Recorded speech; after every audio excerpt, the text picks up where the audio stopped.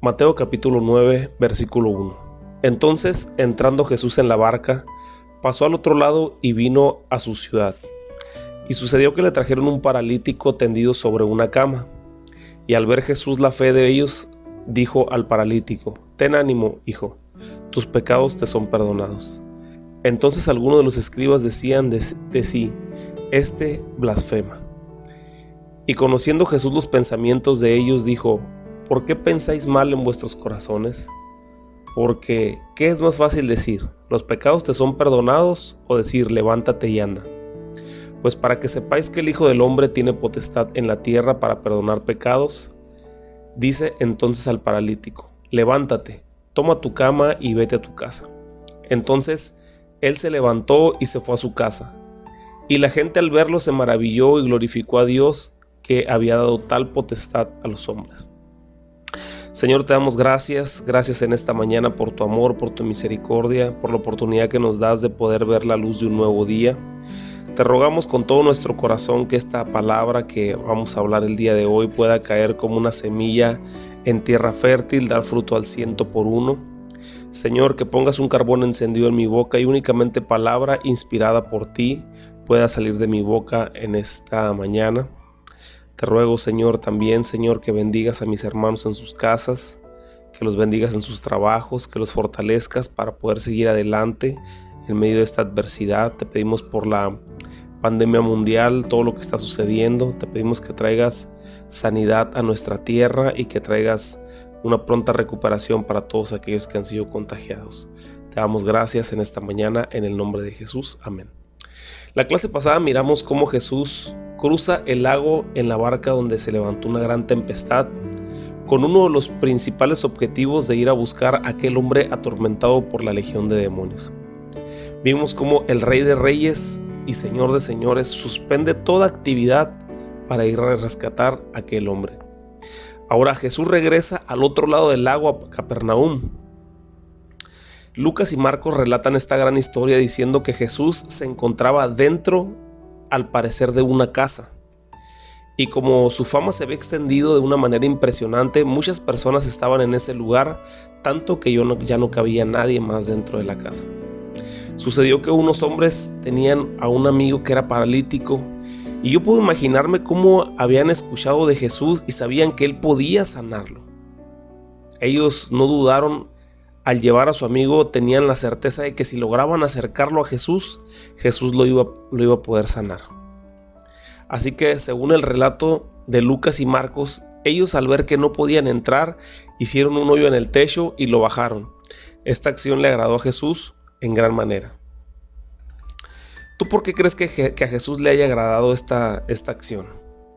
Bueno, yo creo que esta acción le agradó a Jesús por dos cosas. La primera es por la fe de estos jóvenes o de estos hombres. Ellos iban sabiendo que si lograban llevarlo a los pies de Jesús, él sanaría. Esa debe de ser tu mentalidad cada vez que tú conoces a una persona que tiene una necesidad.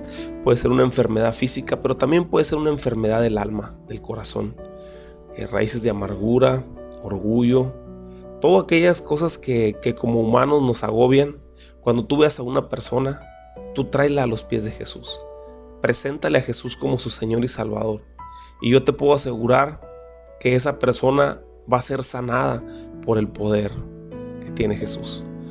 Y entonces cada vez que tú le hables y cada vez que tú le compartas, llévate esa mentalidad como la de estos hombres que sin dudarlo sabían que si Jesús tenía contacto con él, lo iba a poder sanar.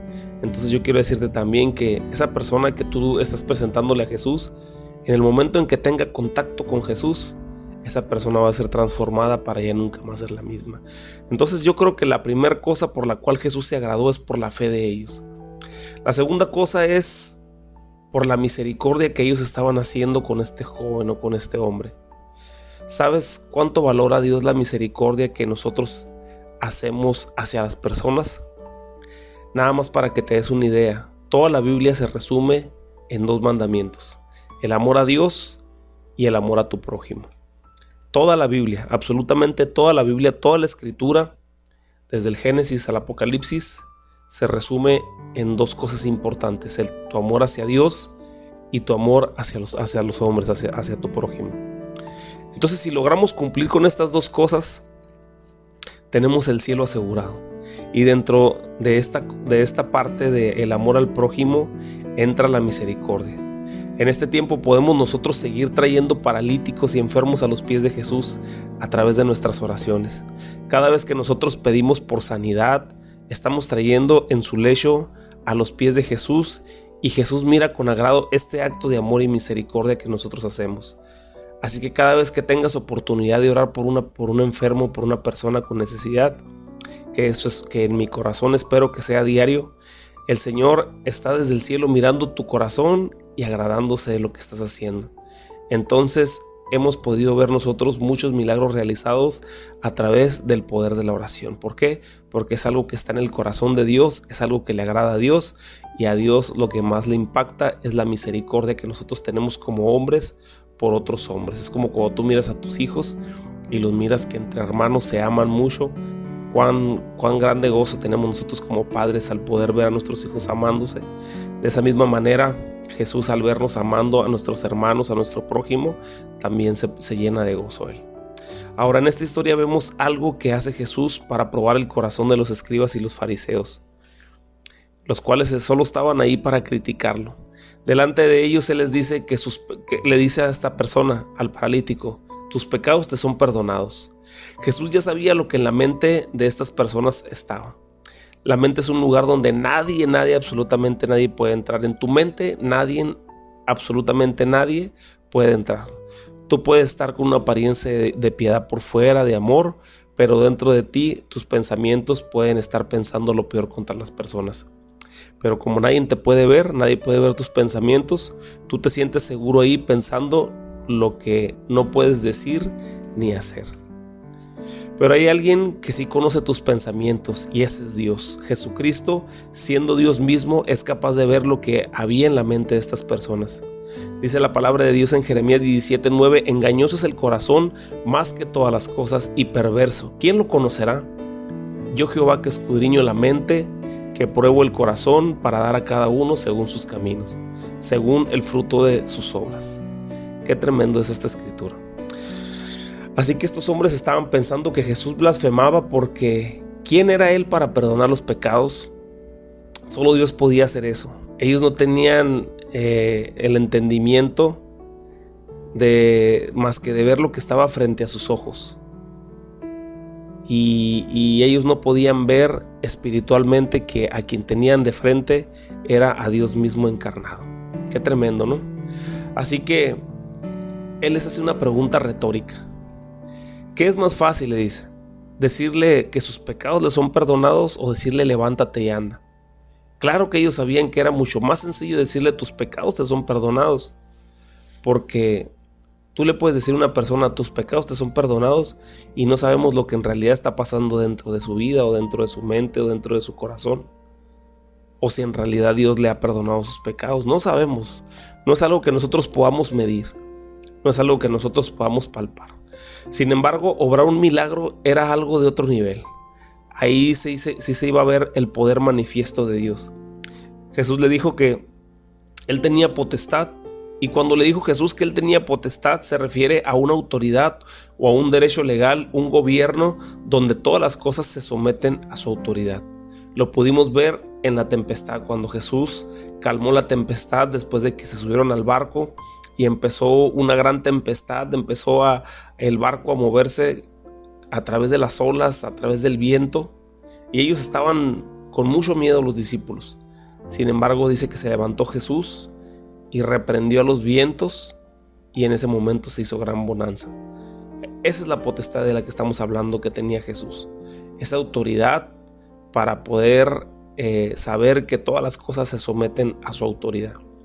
Así que Jesús le dijo que tenía la potestad de perdonar pecados, pero ahora vemos que también tiene la potestad de levantar a un enfermo de su cama. Así que volteó con el enfermo y le dijo: levántate y anda. ¿Alguna vez has tenido duda de que Jesús te puede sanar? Solo tienes que echar un vistazo a esta palabra. Y es que cada vez que nosotros leemos la Biblia, nos damos cuenta de lo sencillo que es para Jesús obrar un milagro. Pero eso Por eso dice la palabra de Dios que la fe viene por el oír y el oír por la palabra de Dios. Cada vez que nosotros leemos, cada vez que nosotros escudriñamos la palabra, cada vez que nosotros nos sumergimos en las profundidades de la palabra, cada vez que nosotros leemos cada historia que quedó escrita en los evangelios, en el libro de los Hechos, cada historia que el apóstol Pablo relata y cada cosa que está escrita en el Antiguo Testamento, nuestra fe va creciendo. Cuando vemos los combates, cuando vemos las batallas, cuando vemos la forma en cómo Dios los libró, a veces cuando no tenían ni siquiera una esperanza para poder obtener la victoria, pero Dios de alguna manera los rescata. ¿De dónde vendrá mi socorro?, dice David. Mi socorro viene de Jehová, que hizo los cielos y la tierra. No había que preocuparse mientras ellos estuvieran confiando en Dios. Ahora yo te pregunto, ¿crees que haya algo imposible para Dios? Yo no solamente creo, yo estoy seguro que para Dios no hay nada imposible. Ahora, ¿crees que Dios te pueda sanar? Créelo, porque es real. Al menos que el propósito de tu enfermedad supere al propósito de tu sanidad, como en el caso del apóstol Pablo. En 2 Corintios 12:7 dice: y para que la grandeza de las revelaciones no me exaltasen desmedidamente, me fue dado un aguijón en mi carne, un mensajero de Satanás que me abofetee, para que no me enaltezca en sobremanera. Respecto a la cual 3 veces he rogado al Señor que lo quite de mí, y me ha dicho: bástate en mi gracia, porque mi poder se perfecciona en la debilidad. Por tanto, de buena gana me gloriaré más bien en mis debilidades, para que repose sobre mí el poder de Cristo. Por lo cual, por amor a Cristo me gozo en mis debilidades, en afrentas, en necesidades y en persecuciones, en angustias, porque cuando soy débil, entonces soy fuerte. Ahora, como te dije otra vez, como te dije hace un momento, solamente que el propósito de tu enfermedad supera el propósito de tu sanidad es cuando quizás no se haya obrado ese milagro en tu vida. El mismo Pablo necesitaba un aguijón para controlarse. Y no digo que la enfermedad te la mande Dios. He escuchado eso y es totalmente antibíblico. Porque como aquel que murió en la cruz del Calvario para limpiarnos de toda enfermedad, para llevar todas nuestras enfermedades a la cruz del Calvario, te va a poder enviar una enfermedad. Pero sí puede dejarte el aguijón para que no seas enaltecido en tu corazón, como el apóstol Pablo lo relata. Es difícil de entender esto. Entonces, este paralítico se levantó y la gente al verlo glorificó a Dios. Créeme, no hay objetivo más importante en una sanidad o en un milagro que Dios sea glorificado a través de esas sanidades. Cada vez que tú ores por una persona, que en tu mente siempre esté el darle la gloria y la honra a Dios. Esto pasó con Jesús cuando sanó al paralítico. El que se llevó la gloria y la honra fue el Señor. Versículo 9 dice: pasando Jesús de allí, vio a un hombre llamado Mateo, que estaba sentado en el banco de los tributos públicos, y le dijo: sígueme. Y se levantó y le siguió. Y aconteció que estando él sentado a la mesa en la casa, he aquí que muchos publicanos y pecadores que habían venido se sentaron juntamente a la mesa con Jesús y sus discípulos. Cuando vieron esto, los fariseos dijeron a los discípulos: ¿por qué come vuestro maestro con los publicanos y pecadores? Al oír esto, Jesús les dijo: los sanos no tienen necesidad de médicos, sino los enfermos. Id pues y aprender lo que significa misericordia quiero y no sacrificio, porque no he venido a llamar a justos, sino a pecadores al arrepentimiento. Mateo relata su llamamiento, la forma en cómo él fue llamado, de esta manera: Jesús le habló, él se levantó y le siguió. Así de sencillo. El oficio de Mateo era uno de los más corruptos que podía haber en aquel tiempo. Él se encargaba de recabar los impuestos al pueblo judío. Él era un judío que era designado por Roma para recoger los tributos. Esto de entrada era como una traición a la patria, porque alguien de tu mismo pueblo te cobraba los impuestos. Los historiadores dicen que los publicanos regularmente tenían a 2 soldados romanos para cuidar que se cobraran los impuestos de una forma correcta. Dicen que había ocasiones en que los publicanos judíos con los soldados romanos se coludían para poder cobrar impuestos más altos y así sacar ganancia y repartírselas al final del día. Como haya sido, los publicanos no eran muy bien vistos dentro del pueblo judío. Así que Mateo no debía haber tenido escasez económica, pero sí una profunda escasez en su corazón por la necesidad de Dios. Así que pudo haber ya escuchado de Jesús y lo que Jesús hacía. A lo mejor para él era conocido ya Jesús. A lo mejor Jesús ya para él era un tema de varios meses o varios días donde él estaba esperando la ocasión para verlo. Y eso le atrajo mucho, el ministerio de Jesús, la forma en cómo Jesús lo hacía y su necesidad, la necesidad en su corazón por buscar la paz, buscar la llenura. Porque dice la palabra de Dios que Jesús es esa agua de vida. Esa agua de vida a través de la cual nosotros vamos a tomar esa agua. Cuando llegó con la mujer samaritana Jesús le dijo que si tú sabes quién era Él, tú le pedirías agua y Él te daría esa agua de vida para que nunca más tuvieras sed. Y la mujer dijo: yo quiero de esa agua. Quiero beber de esa agua que nunca más vamos a tener sed. Y aunque Jesús se refería a lo espiritual, esta mujer se convenció de que Jesús era el Mesías, el Señor, el Rey de Reyes y el Señor de Señores, tanto que en su aldea ella comentó el poder de Jesús a través de sus palabras. Entonces, ¿qué es lo que miraba Mateo en Jesús? Mateo miraba en Jesús esa llenura, esa satisfacción para su corazón, esa satisfacción para su vida. Eso le atrajo mucho a Mateo. Pero cuando Jesús lo mira con esa mirada de Dios mismo y le dice: ven, ahora sí que no hubo nada que lo pudiera detener para que lo siguiera. Así que él se levantó y lo siguió. Por eso Mateo lo relata tan sencillo. Jesús le habló, él se levantó y lo siguió. Yo recuerdo cuando yo conocí al Señor. Ya había ido muchas veces a la iglesia, pero no había tenido un encuentro con Él cara a cara. Pero a la edad de 11 años, el Señor tocó mi corazón y recuerdo que no podía dejar de llorar. A partir de ese momento yo no volví a ser el mismo jamás. Como que el entendimiento de quién era Él vino a mí y le amé al Señor desde ese día hasta el día de hoy. Han pasado muchos años desde que yo conocí al Señor. Han pasado muchos años desde que el Señor tocó mi corazón. Muchas veces había ido a la iglesia, como te digo, desde pequeño.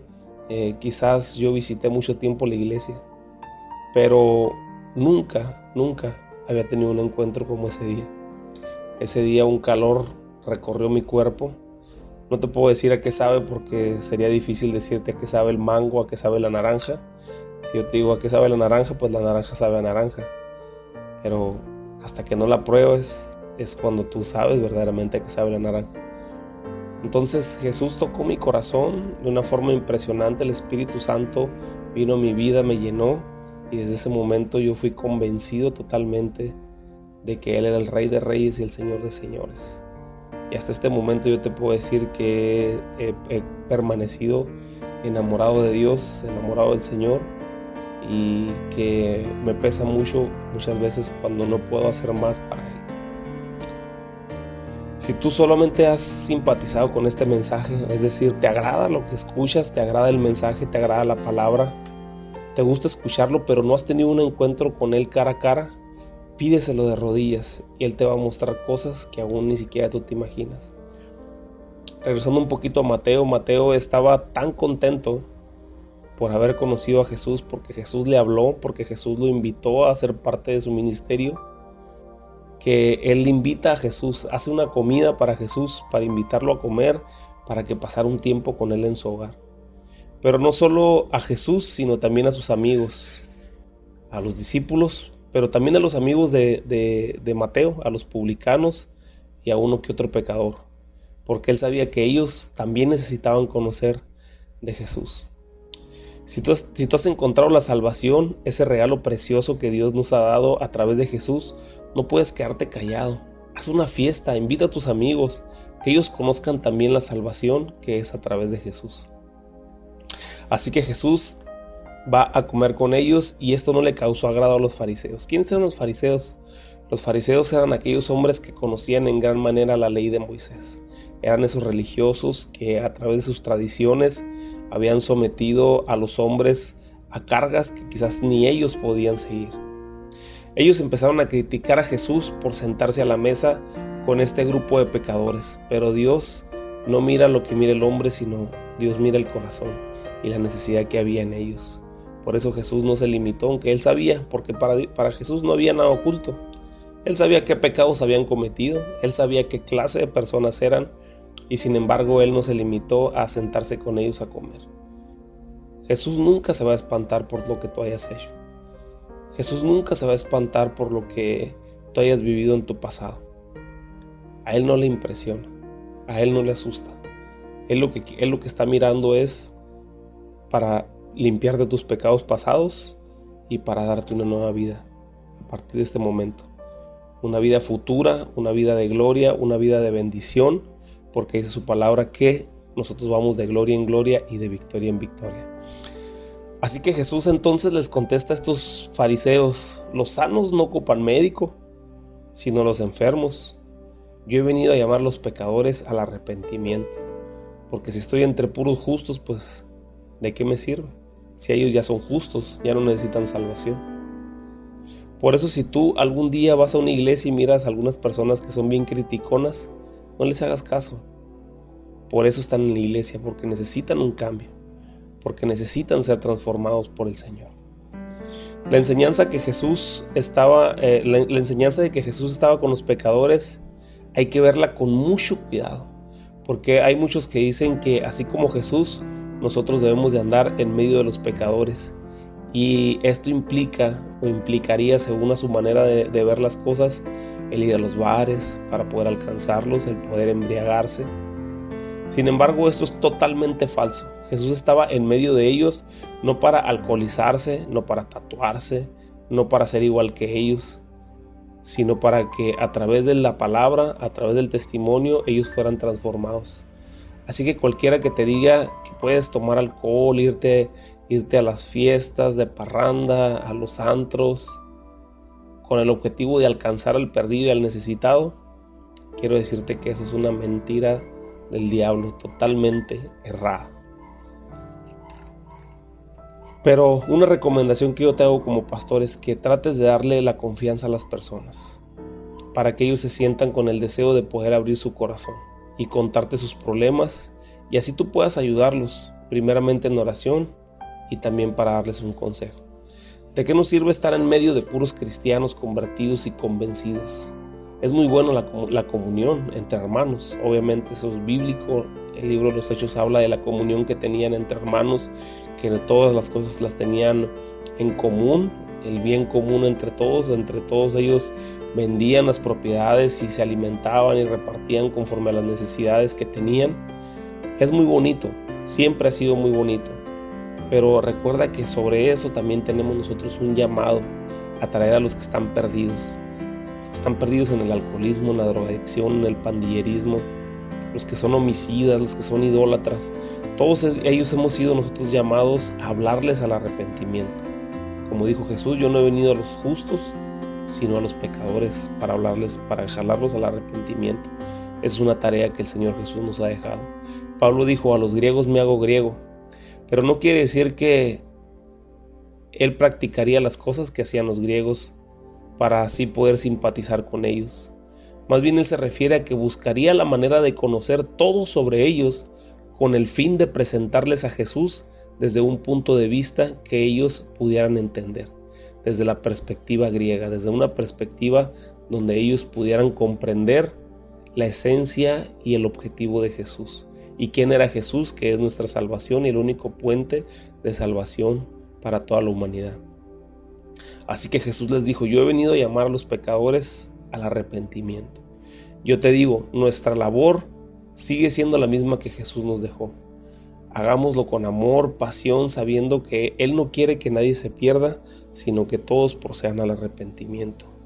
Así que, así como Mateo, cuando él conoció a Jesús, se puso tan contento por haberlo conocido, se puso tan feliz por el llamamiento, el privilegio tan grande que él tenía de poder seguir a Jesús, que no se pudo quedar callado, sino que en su corazón estuvo el deseo de compartirlo con sus amigos, las personas cercanas.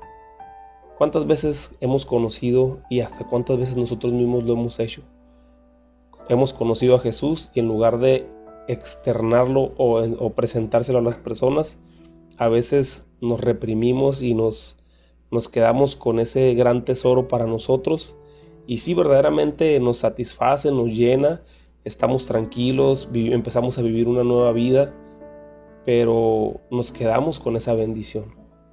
No somos capaces de llevarle ese regalo y esa bendición a las demás personas que también lo necesitan. Entonces hay miles y millones de personas que se están yendo a una eternidad sin Jesús.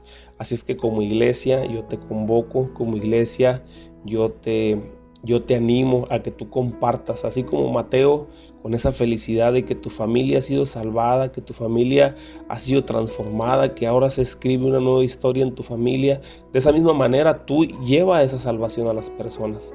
Lleva esa salvación a través de la palabra, a través de la escritura, a través de estos estudios. Llévale el mensaje de salvación a las personas que lo necesitan. Así como tú un día tuviste la necesidad y alguien se preocupó por llevar la palabra a tu vida, por presentarte a Jesús, tú también preocúpate por llevar y presentarle a las personas que están en necesidad a Jesús, por presentarles la palabra, por tratar de ayudarlos para que ellos puedan salir de ese bache, para que puedan salir de esos problemas que están teniendo. Y yo te puedo asegurar, dice la palabra de Dios, ¿verdad?, que si alguien hace regresar a uno de los pecadores al camino, multitud de pecados les serán perdonados. Así es que el Señor tiene muchas recompensas, tiene muchos regalos, pero también ya no los dio. Muchos de los regalos ya no los dio. Y el Señor también habla de galardones que vamos a tener cuando lleguemos a la eternidad con Él. Así es que por eso y por muchas cosas, pero lo más importante es tu agradecimiento, como aquella mujer que se postró a los pies de Jesús y que ella no sabía si Jesús le iba a dar algo más después de eso, pero ella estaba agradecida totalmente para toda su vida por lo que Jesús ya había hecho hasta ese momento de su vida. Así como yo estoy agradecido con el Señor por todo lo que ha hecho en mi vida hasta este punto, que yo le serviría al Señor a todo el resto de mi vida, aun si Él no me diera nada ya. Pero el Señor nos sigue bendiciendo. El Señor nos sigue dando su bendición todos los días. Así es que yo te animo, comparte el mensaje de salvación con las personas que te rodean y que Dios te bendiga, Dios te guarde y nos vemos en la siguiente clase.